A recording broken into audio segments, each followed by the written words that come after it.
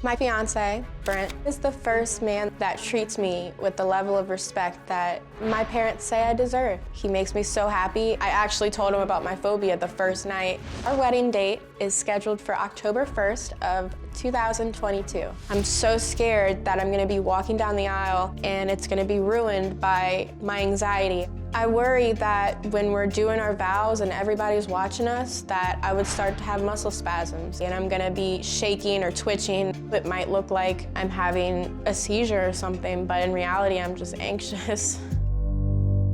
Started noticing changes with Jamie about 7. She would attempt to sleep at a friend's house, and then we'd get a call about 2, 3 o'clock in the morning. Mommy, I'm sick, please help me. I can't sleep, I'm anxious, my stomach's upset. If she saw someone on television being sick, whether it was a movie, a cartoon, it would trigger something. She would turn and leave the room. She started complaining of a stomach ache and saying that she was nauseous. After taking her to the doctors told us there was nothing major going on. In 2005, when Hurricane Katrina hit, we lost everything. Our community, everything that my kids had been brought up around was now gone. She had PTSD from Katrina. It contributed to her anxiety. In high school, she was becoming more anxious. I don't believe she was as comfortable taking the school bus. School buses aren't fun to begin with, especially if you have a fear of being sick. As she got older, she still participated in competitive dance. Even with the anxiety and anxiousness, she pushed through. She actually danced on stage with 102 fever. It wasn't until Jamie went to college I saw how anxiety impacted her. At first, I thought it was because she was away from home and all the activities that she had been in her entire life had abruptly come to a halt. It was getting worse. She would get inside her head and she would spiral out of control. Jamie would call, Mommy, I'm sick, I need help. I don't know what to do. Jamie was having very severe anxiety attacks, twitching, pulling her hair. My biggest fear for Jamie is that she'll be spiraling one day and she won't be able to get out. The fear will be too great and that she'll commit suicide. Well, joining me virtually are Jamie's parents, Kristi and Jerry. Thank you for joining us. You've been listening so far, right? Yes, sir. You mentioned some interesting things there. How old was Jamie when we saw her dancing? You said at one point she was even dancing with 102 temperature in a competition. How old was she here?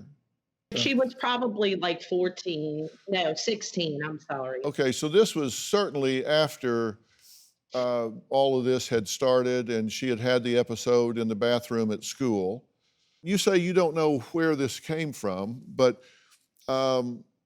Kristi, you suffer from Crohn's disease, correct?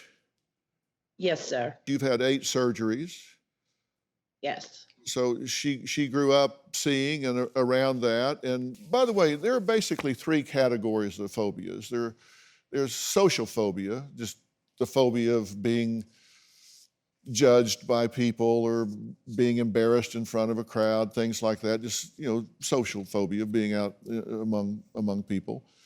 And then there's agoraphobia, which is just kind of the fear of being in kind of big, wide open spaces. And then there are specific fears of like heights or spiders or whatever.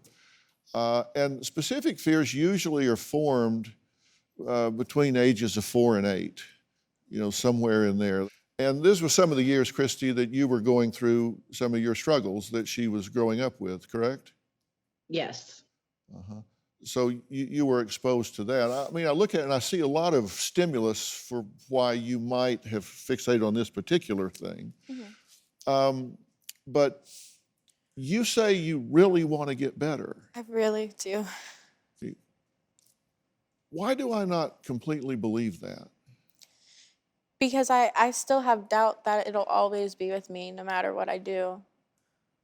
Do you have a story or a question for me? Click the link in the description and tell me what in the world is going on.